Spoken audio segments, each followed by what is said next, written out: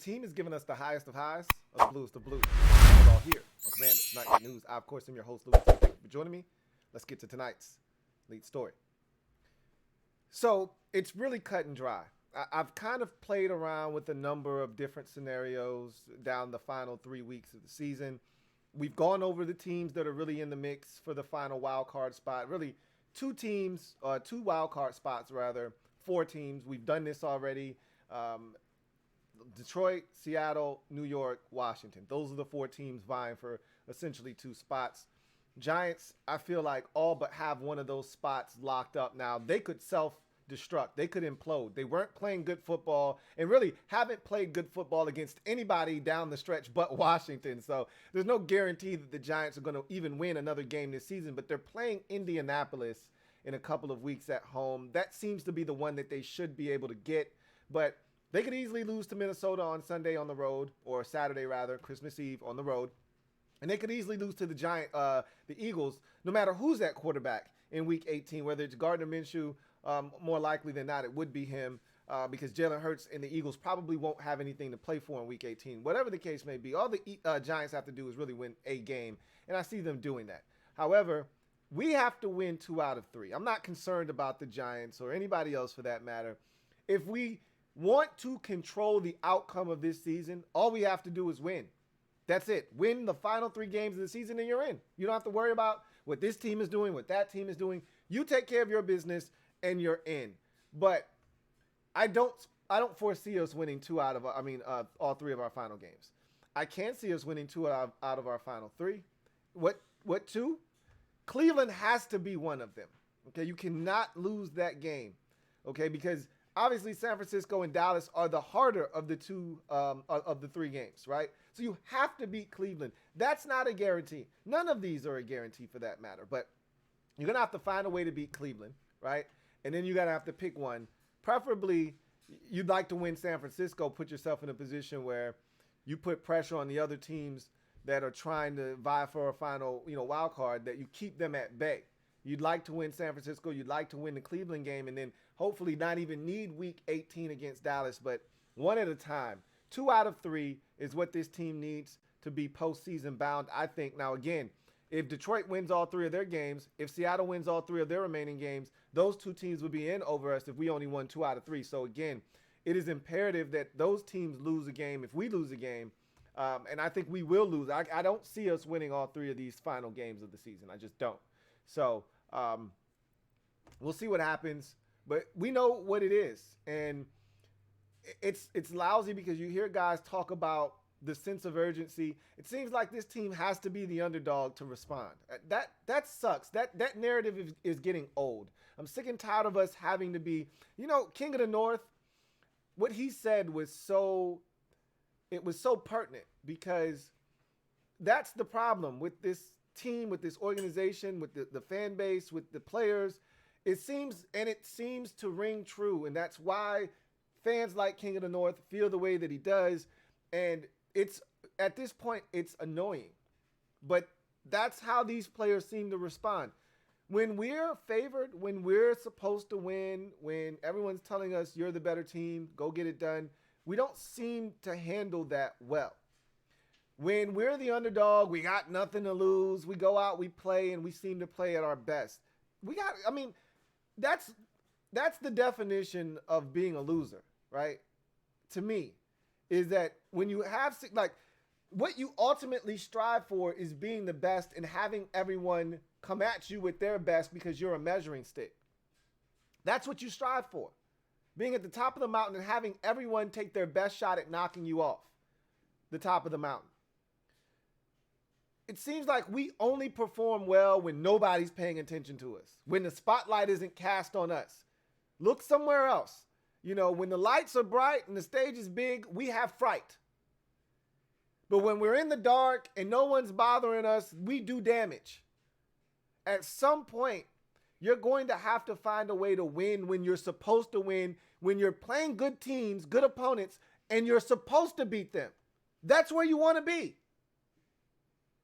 We seem to not be able to handle that. King of the North said, look, I was comfortable when we were playing Philadelphia. I felt good about that game. We were the underdogs. We were able to ride with the fact that the Eagles were overlooking us.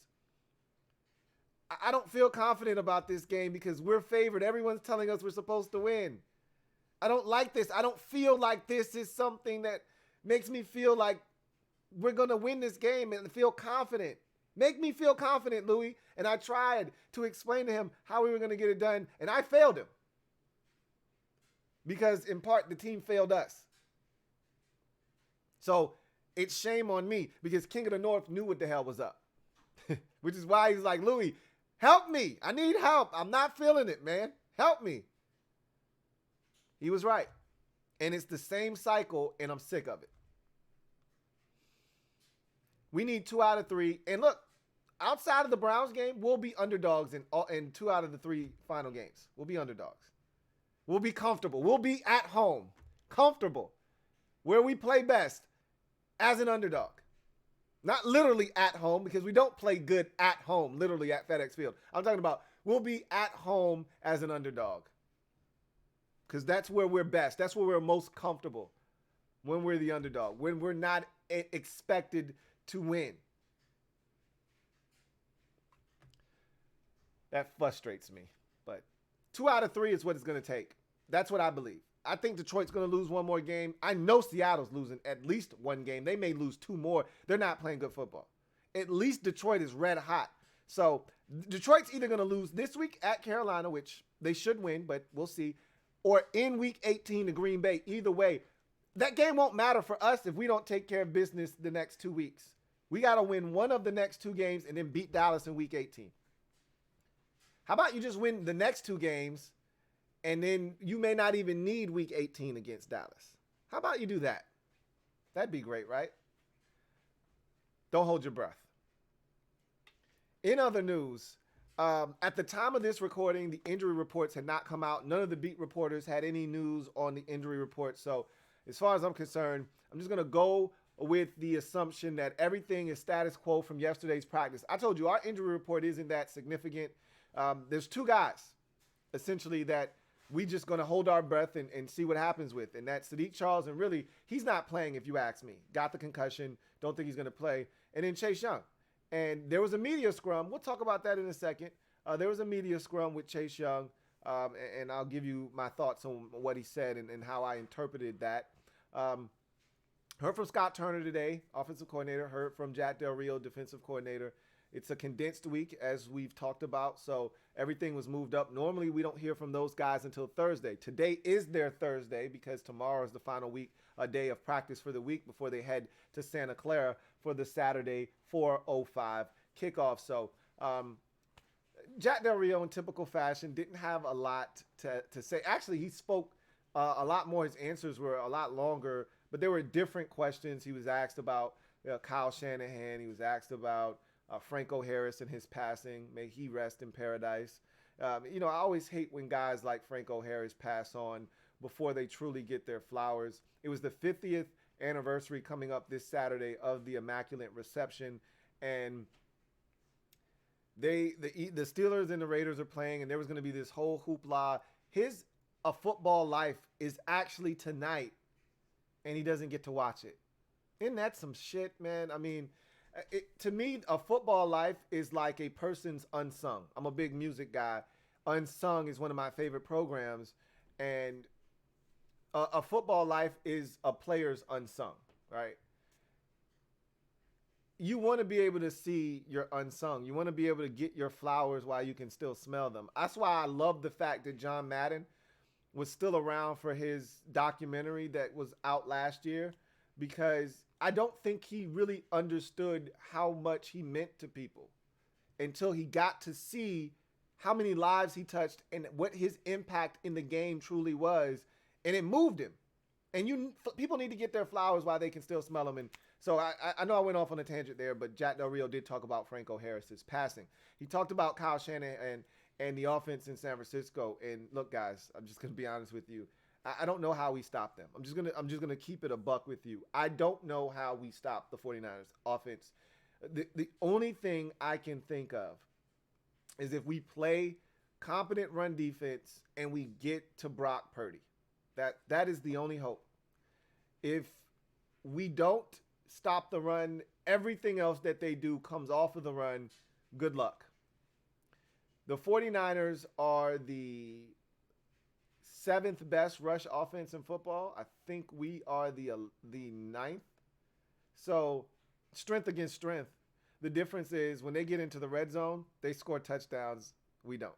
So um, that could be a big problem in this game. But he talked about all the weapons that they have, and he really spoke highly of Kyle Shanahan and said, "Look, this guy utilizes whomever's at running back, and he knows how to get his weapons the ball." He pretty much echoed the sentiments that I did about Kyle Shanahan. The dude is a savant. His dad is one of the best offensive minds. He came from that Bill Walsh school of thought, and he took what Bill Walsh taught him. All those guys that came from that kind of tree, Andy Reid, all those guys kind of took what they learned and expound upon it and really have become the best innovators in the NFL in the last 20 years or so. So Kyle has really exceeded his father, if you want to be honest. His dad has always said, Kyle is 10 times better than me as a play caller. And we've seen it throughout his career where everywhere he's been successful. And he's successful in San Francisco. This offense is rolling with Brock Purdy being inserted into the lineup.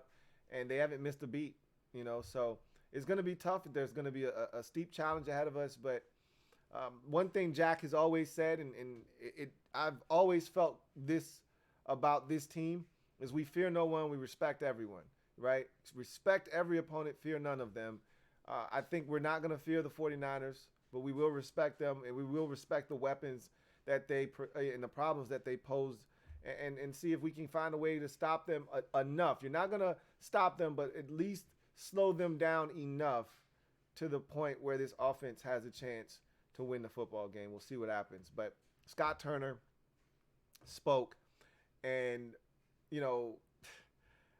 Scott is such a frustrating guy to listen to because I know he knows ball. I know he knows what he's talking about. I know he means well, but it just doesn't always seem to click for me. So Scott, he made some great points, as he always does. He said, one of the reasons Brian Robinson didn't have as many touches is because we didn't have the ball as much. We only had 58 plays. But then the first thing that I think of when he says that is, duh. And before I can even get it out of my mouth or in my head at least, he says, but we didn't convert on third downs. And I'm saying ding, ding, ding. And then my next thing was, well, whose fault is that? And then before I could finish saying it in my head, he says, so I've got to be better on third downs. Duh. I mean, that's been my thing, is situational awareness. Third downs and red zone. I got something here from a stat here that I found ridiculously interesting. I want to read this to you guys as we're talking about Scott Turner right now. I want to read this stat because, this is pretty fascinating stuff. So,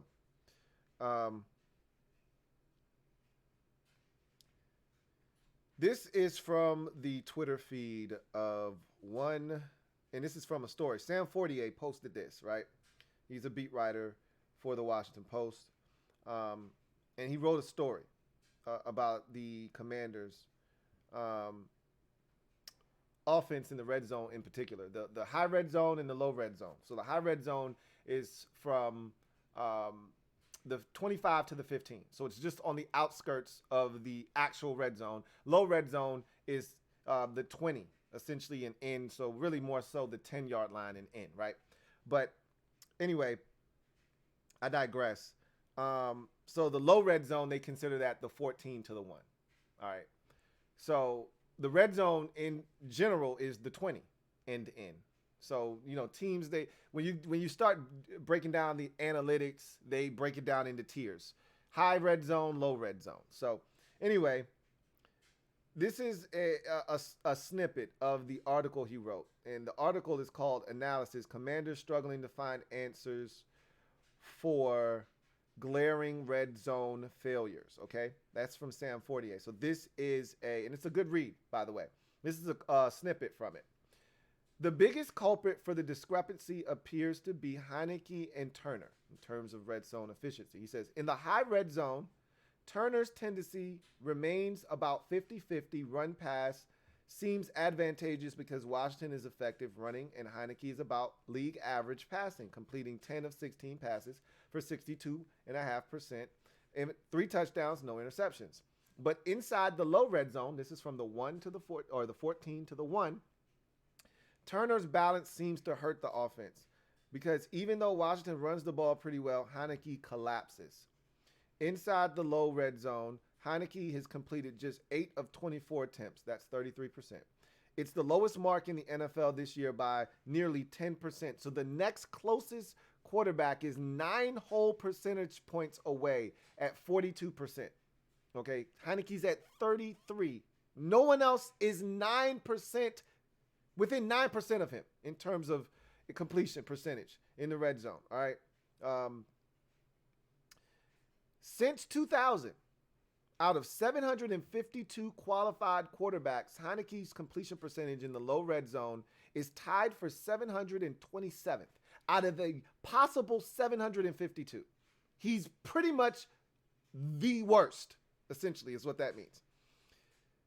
In the most critical situations, it's even worse. On 3rd and 4th down, Heineke has completed 1 of 11 passes, 9.1%. Since 2000, the only quarterback to attempt double-digit passes inside the low red zone and have a worse completion percentage was Chicago's rookie Justin Fields in 2021, who was 0 for 10. So that to me isn't just about Heineke. I'm not looking to bash Heineke. That to me is an indictment on Scott Turner.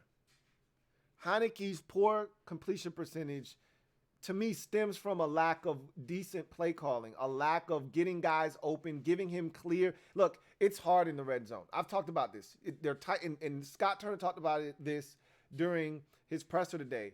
And I said this at least 3 or 4 times yesterday, and I've said it a million times before that. In the red zone, you're going to have to make tight window throws. And there are times I can tell Heineke's very cognizant of not wanting to turn it over. And so he's turning down opportunities to squeeze it into a guy because he's scared. Remember the throw he made last year against Carolina? I think it's the best throw we've ever seen him make. You can't get much tighter than that window to Cam Sims. Like, they slowed it down, and they're like 2 Carolina Panther defenders converging. The ball goes right past them as their arms go like this, and it zips into the hands of Cam Sims.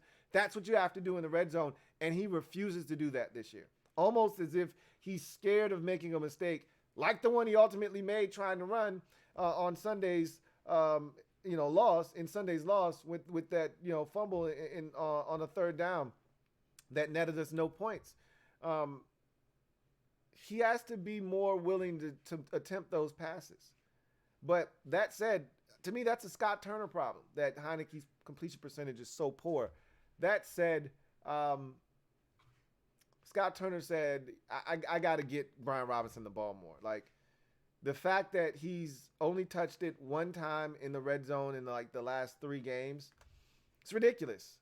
And he didn't touch it at all in the red zone against the Giants on Sunday night. And, the one that he did touch was negated by the penalty, which was bogus. At the end of the day, Scott Turner's got to be better. And I think the simplest fix, because he's not going to change who he is as a play caller. He's not going to all of a sudden wake up and start hunting matchups, which is what I think the best teams in the league do in the red zone. You hunt matchups. You go after either matchups, you hunt those, or you say, all right, I'm going to get my best player in a advantageous situation to get him the football. May not be an individual matchup that you like, but you say, hey, I'm getting my guy the ball, and this is how I'm going to do it creatively. That's not what Scott Turner does. He thinks his system is going to work, and is going to win out. So he's not going to change philosophically what he believes. What he can do to get better and help this team is to put his ego aside and start running the football. We know you want to spread them out. We know you want to go empty. That's your shit. That's what you like to do, but it doesn't work. So I'm hoping, and Scott Turner's a creature of habit. Every time he's criticized for not doing something, what does he do the following week? He overcompensates for the shit that he got criticized for. He got criticized for not running the football in the red zone last Sunday against the Giants. What do you think he's going to do this week? We're going to run the football in the red zone. So I'm actually excited about knowing that Brian Robinson is going to get an opportunity to touch the football. If we get in the low red zone in this game, Brian Robinson will have at a bare minimum 2 or 3 carries. I guarantee you that, because Scott Turner is notorious for overreacting to outcry and outrage with things that he doesn't do. And he knows he was wrong. He knows that. He didn't say Brian Robinson had a good game. He said he was having a tremendous game. We all could see that. So there was no excuse for him not touching it more. And saying that we didn't have as many snaps, duh, because we didn't convert on third down, duh. Whose fault is that?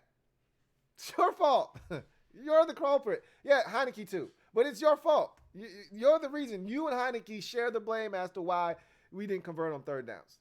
So anyway, I just thought that was somewhat funny. Anyway, I digress. Let's get to our final segment of the show tonight. And that's our first look at the San Francisco 49ers, man.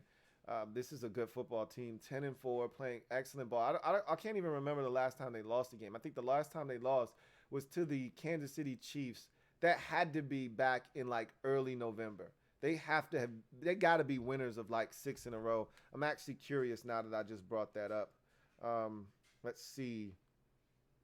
When is the last time the 49ers lost a game? They got to be winners of like 5 in a row. Let's see. They have won 1, 2, 3, 4, 5, 6, 7. They've won 7 in a row. The last time they lost was to the Chiefs. They started out the season 1-2, 2-2, 3-2, 3-3. They started out the season 3-4 and have won 7 straight. So they're not hot. Those boys are sizzling right now, okay? They're not hot. They're sizzling. They're smoking. In order to go in there and beat them, I've kind of laid this out already, but the first thing you have to do is stop the run. Kyle's going to run it. He doesn't get away from who he is as a coordinator. Everything that he does starts and ends with the ability to effectively run the football. We know that from his time here in Washington, but again, you just follow the trail of Kyle Shanahan wherever he goes, and you'll see that the run game is the engine that powers his offense, whether it's Arian Foster in Houston, or it was Michael Turner, the burner in Atlanta, or, in San Francisco, you name it. Whether it's running back by committee, Raheem Mostert and all the guys that they had, Matt Breida, or now Christian McCaffrey, they're going to run the football. They're going to run the football, and they're going to have success, and that's going to open up play action, and that's going to open up the middle of the football field, and they're going to get creative, and they're going to get guys involved, and if you fall asleep behind the wheel, they're going to take a shot deep, and they're going to hurt you.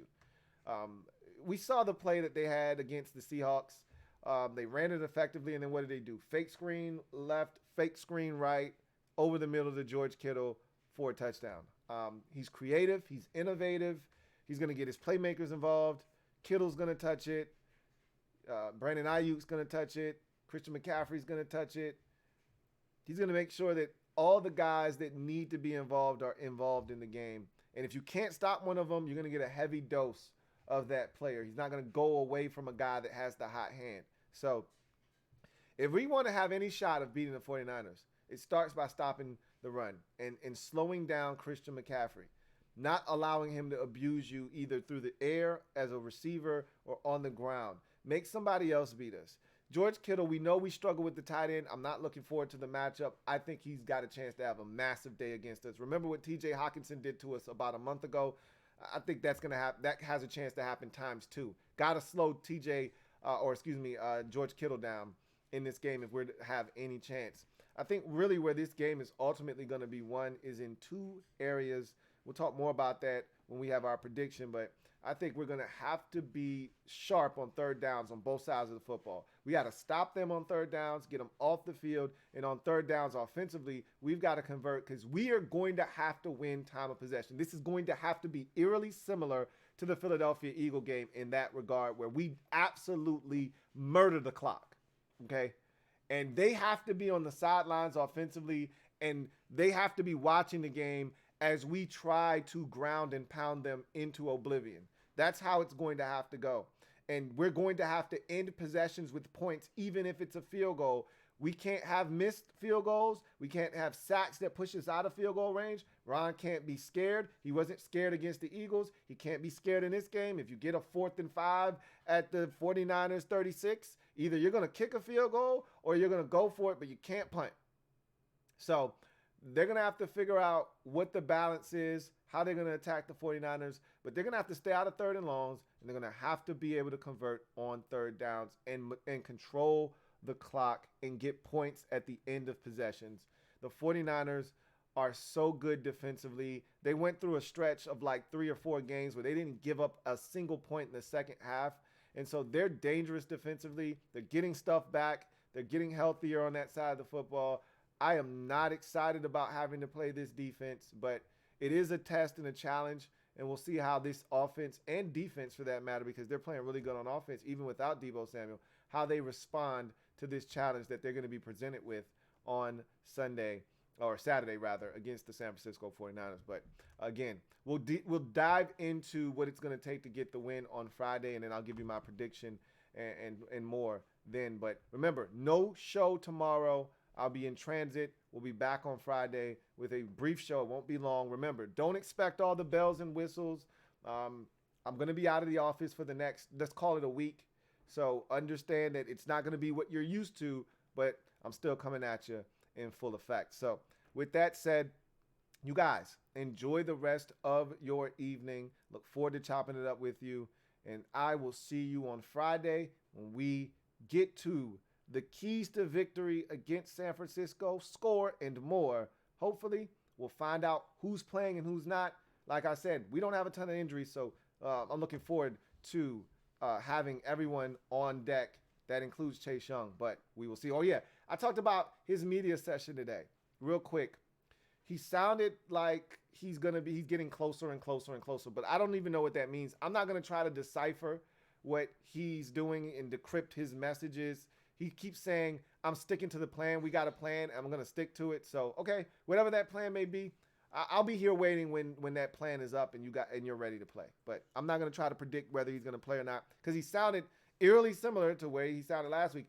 This week, he didn't have the defense mechanism up where he was like talking about football doesn't define me and all that stuff. But again, I'm not looking to decipher anything anymore with him.